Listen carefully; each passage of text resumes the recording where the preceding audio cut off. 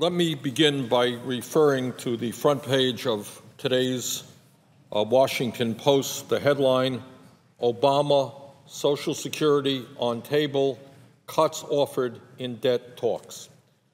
Mr. President, I hope very much that that headline is wrong, because, in fact, Social Security, which is perhaps the most successful federal program in the history of our country, has not contributed one penny to our deficit or our national debt. So the idea of lumping Social Security and cuts in Social Security into a discussion about our deficit and our national debt is absolutely wrong, unfair to the tens of millions of seniors and people with disabilities who benefit from that program. As you know, Mr. President, as the American people know, Social Security is independently funded through the payroll tax. Every worker, every employer contributes into that fund. And Social Security today has a $2.6 trillion surplus that is projected, in fact, to grow to over $4 trillion by the year 2023. We, of course, need a vigorous debate about how we deal with the deficit crisis and our national debt. But Social Security, independently funded, with a $2.6 trillion surplus, having not contributed one nickel to the national debt, should not be part of that debate.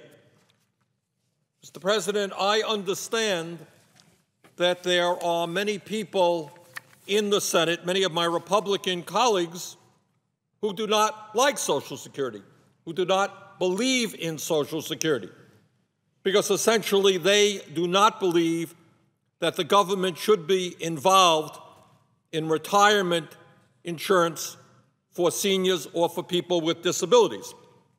And I respect their point of view. I very strongly disagree with it. And the real problem that they have is that Social Security is enormously popular. Poll after poll shows the American people do not want to see Social Security cut. They do not want to see the retirement age raised, and they most certainly do not want to see Social Security privatized, because, in fact, Social Security has succeeded. It has accomplished the goals of those people who founded that program in the 1930s. In the 1930s, about half of America's senior citizens lived in poverty. Today, that number, while it is too high, is down to 10%. More importantly, given the incredible instability in the economy that we have seen for decades, especially in the last few years, where millions of people have lost some or all of their retirement savings that they had invested in Wall Street, Mr. President, over the last 75 years, not one American has lost one dime that he or she was entitled to in terms of Social Security benefits. That's a pretty good record. Every American getting every penny that was owed to him or her for 75 years. It is a program that has worked. It is a program that is working today. It is a program that can pay out every benefit owed to every eligible American for the next 25 years. It is a program that should not be cut. But more to the point, in terms of President Obama, one of the problems that we have as a nation is that it is no great secret that many of our people are losing faith in government for a whole lot of reasons. But certainly one of the reasons is that politicians say one thing and they do something else. They campaign on a certain promise, they give a speech, everybody applauds. 2 years later, well, I guess I have to change my mind, can't quite do this. And let's be clear. When President Obama ran for the presidency in 2008, he was a strong advocate of Social Security, made it very clear to the American people that he was not going to cut benefits. And let me just quote from a speech that the president gave, who was then Senator Barack Obama, on September 6, 2008. And this is what he said, and I quote, "John McCain's campaign has suggested that the best answer for the growing pressures on Social Security might be to cut cost of living adjustments or raise the retirement age. Let me be clear, I will not do either." End of quote. I will not do either. Today's Washington Post. Obama, Social Security on table, cuts offered in debt talks. Mr. President, on April 16, 2008, Barack Obama candidate Obama said, and I quote, "The alternatives, like raising the retirement age or cutting benefits or raising the payroll tax on everybody, including people making less than $97,000 a year, which is now up to $106,000 a year, those are not good policy options." End of quote. On November 11, 2007, candidate Obama said, quote, "I believe that cutting Social Security benefits is not the right answer and that raising the retirement age is not the best option." End of quote. The American people expect the President of the United States to keep his word. Now, again, I am not privy to the discussions that may be going on right this moment in the White House about some grand debt, national debt negotiations.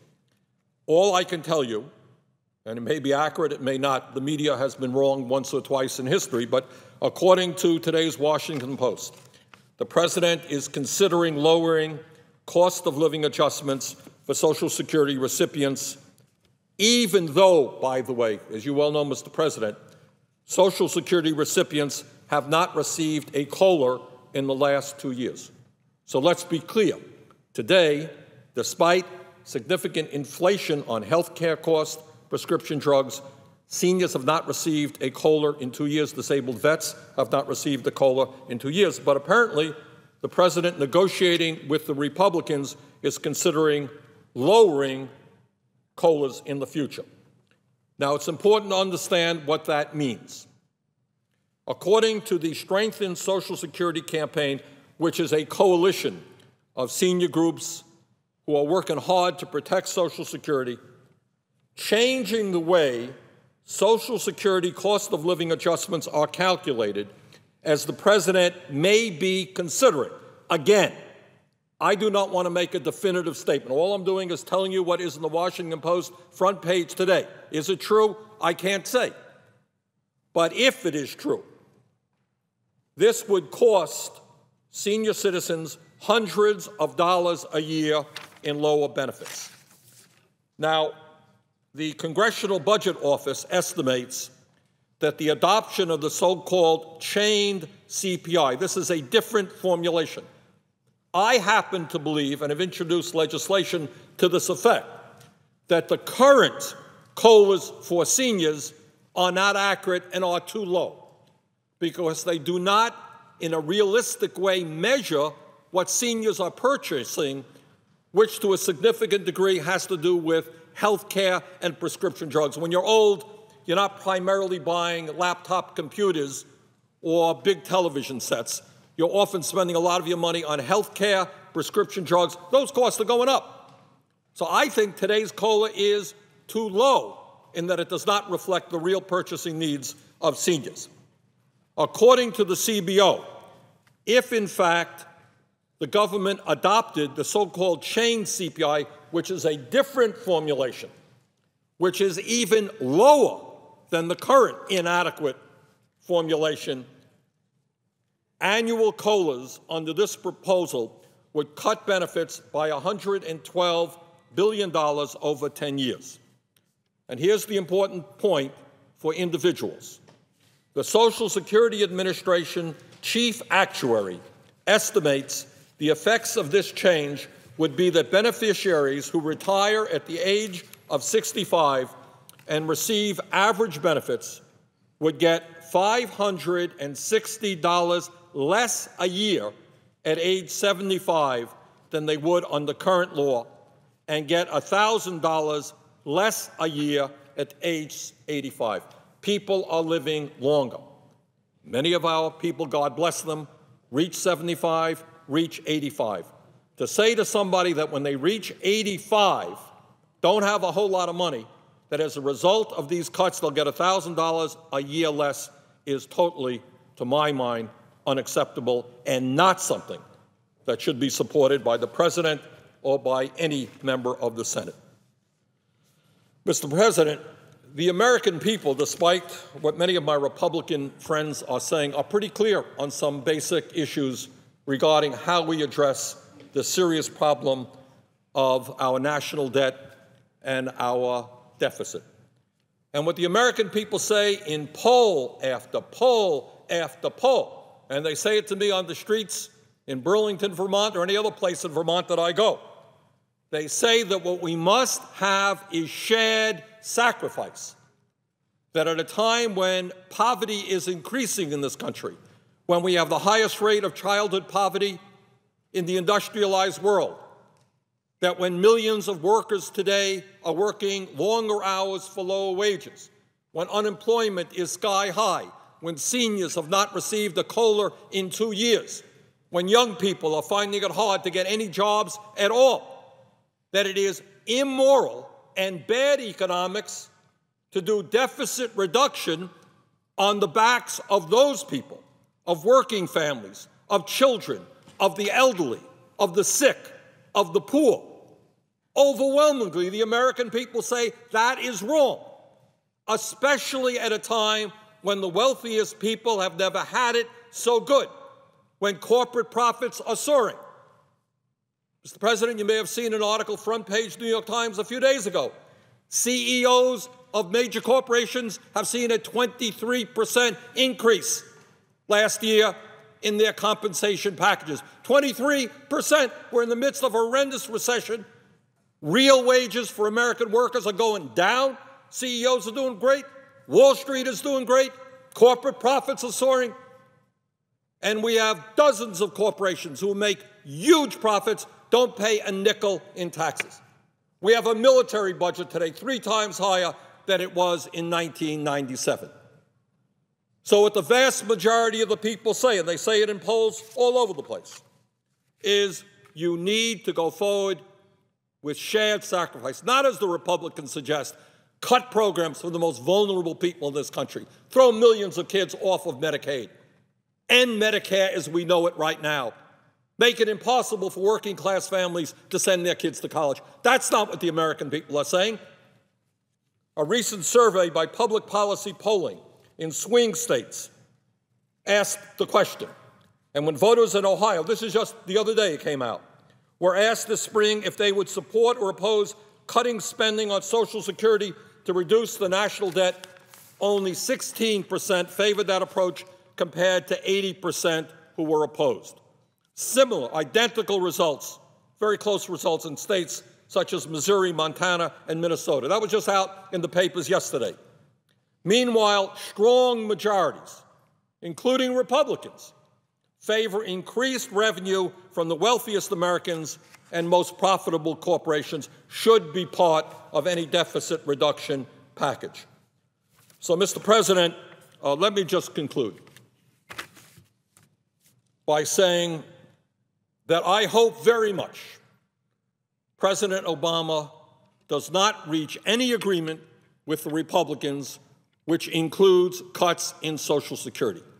Social Security has not contributed 1 nickel to our national debt. It is a successful program widely supported by the American people who are benefiting from it every single day. More to the point, President Obama, when he campaigned for office, made it clear, told the American people that if he was elected president, he would not be cutting Social Security. And the American people expect him to keep his word.